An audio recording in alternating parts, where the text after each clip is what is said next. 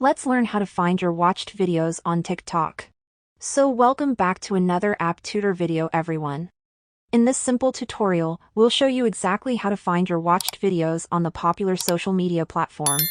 Whether you want to revisit an entertaining clip, follow up on a tutorial, or rediscover a viral trend, knowing how to locate your viewing history on TikTok can be immensely helpful. This works for both iOS and Android devices, so let's start right away. The first step is to open the TikTok application and go to your TikTok profile. When you are on your profile, you want to tap on the three horizontal lines at the top right corner of the screen. Then tap on the Settings and Privacy button. When you open your TikTok settings in here, you'll see a bunch of different options, and we want to scroll down until you can see the Comment and Watch History option. Then tap on the first option, which is Watch History. And we're gonna see the list of all your videos which you've watched on TikTok in the past. And that's how we can find our TikTok watch history on mobile.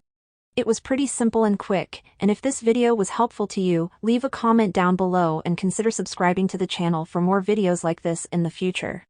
See you in the next video.